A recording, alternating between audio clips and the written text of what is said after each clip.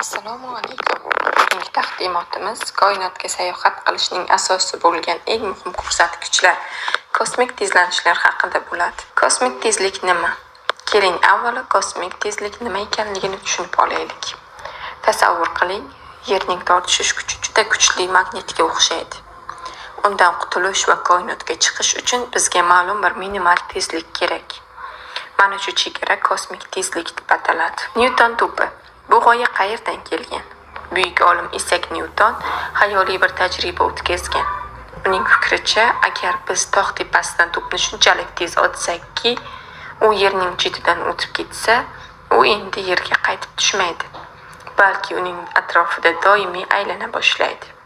Bu sun'iy yo'ldoshlar g'oyasining tamal toshi edi. Birinchi kosmik tezlikning qiymati Yer uchun 7,9 kilometr taqsim sekundni tashkil etadi.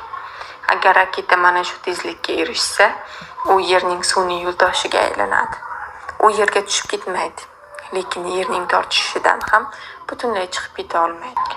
Ushbu tezlik qanday hisoblanadi? Formula ekranda ko'rinib turibdi.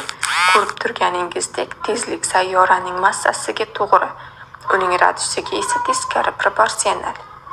Ya'ni sayyora qancha og'ir bo'lsa, undan chiqish shuncha qiyin bo'ladi. Ikkinchi kosmik tezlik. Agar biz Oygacha yoki boshqa sayyoralargacha uchmoqchi bo'lsak, bizga ikkinchi kosmik tezlik kerak bo'ladi. Uning qiymati 11,2 kilometr taqsim sekund. Bu tezlikka erishgan jism Yerning tortishish maydonini butunlay tark etadi va Quyosh tizimi bo'ylab sayohatni boshlaydi. Ikkinchi tezlik hisobi. Qiziq tomoni shundaki, ikkinchi kosmik tezlik har doim birinchisidan taxminan 1,5 barobar, aniqrog'i ildiz ostida 2 barobar kattadir. Bu koinotning go'zal matematik muvozanatidir. Uchinchi kosmik tezlik. Endi tasavvur qiling, biz Quyosh tizimidan ham chiqib ketmoqchimiz. Buning uchun bizga 16,7 kilometr taqsim sekund tezlik kerak. Bu tezlik bizga Somon yo'li galaktikasining boshqa yulduzlari sari yo'l ochadi. To'rtinchi kosmik tezlik esa eng hayratlanarlisidir. Somon yo'li galaktikasini butunlay tark etish uchun taxminan 550 kilometr taqsim sekund tezlik kerak bo'ladi. Bu tezlikka erishish uchun juda ulkan energiya talab qilinadi. Ushbu jadvalda barcha 4 ta tezlikni solishtirishingiz mumkin. Ko'rib turganingizdek, maqsadimiz qanchalik uzoq bo'lsa, tezlik ham shuncha ortib boradi. Bu zamonaviy kosmonavtikaning asosi hisoblanadi. Sayyoralardagi farq. Gravitatsiya hamma joyda har xil.